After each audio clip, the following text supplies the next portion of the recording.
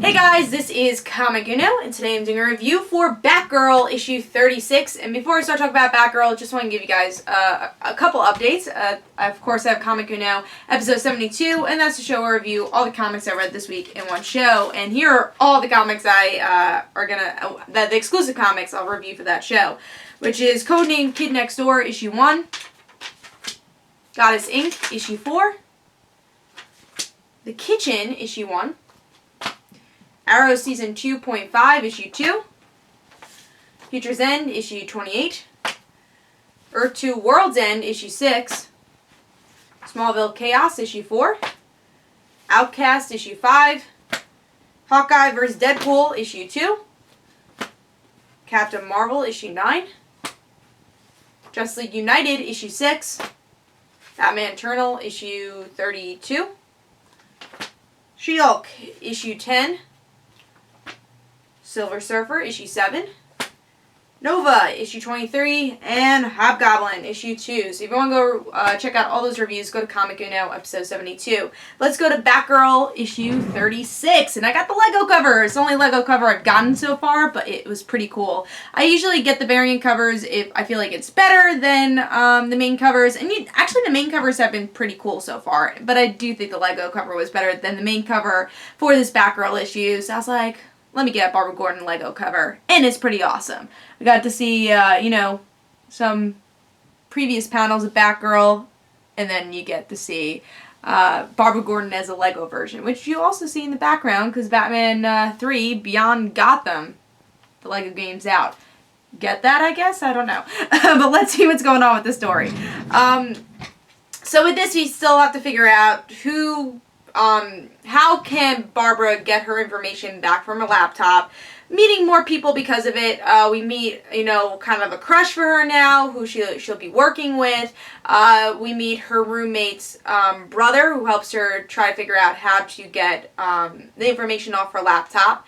And then the villain of the story are these two women pretending to be anime characters, and Batgirl realizes this. It's kind of an obscure anime TV show, and she's able to use her brains to defeat these people. And Batgirl still has to figure out who wants to know her identity, and it seems like it's getting closer and closer to someone trying to figure it out and try to reveal that Barbara Gordon is Batgirl. And that's pretty much what's going on with this issue. So what do I think?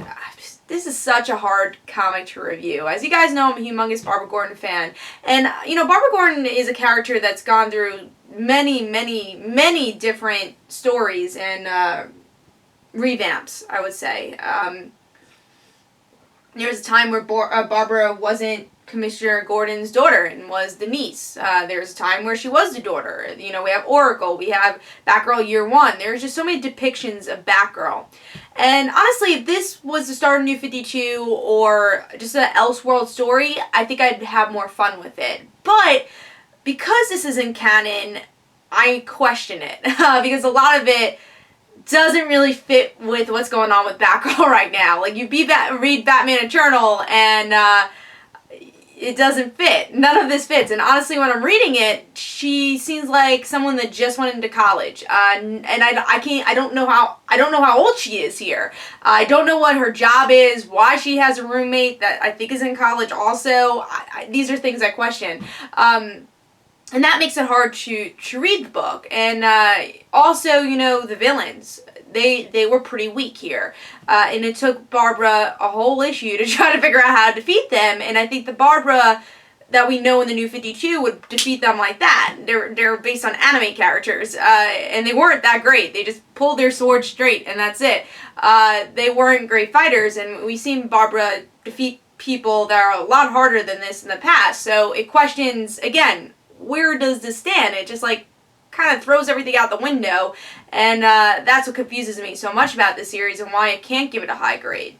But let's go to the positives. There's a lot of positives here. I think it's a fun series. Again, if you don't think about it as canon, it's a fun series. I love the wardrobe they use for the comic. I think it's a stylish type comic and artwork. I really do like the artwork. Again, if this was a different type of Barbara Gordon. The supporting cast is really fun. I like Black Canary. I think she's very much in character here. I know some people might not agree, but I think she is. Honestly, I think she's pretty upset with Barbara still, and I like how they're playing off with that. And again, in a kind of hip way. And I think with this issue, they didn't do as much of, oh, hey, bae, like those, you know, the hipster type terms or young terms that very outdated. I feel like they stayed away from that this issue, so I applaud them with that. I think that's a big improvement. But I did have fun with it. I liked, you know, Barbara having a crush on the professor. I thought that was a cool story that you don't get to see as often, and I think should be explored a little bit more. See Barbara have a relationship outside Dick Grayson, and they started doing that before New 52, so I'm glad that they're doing it again.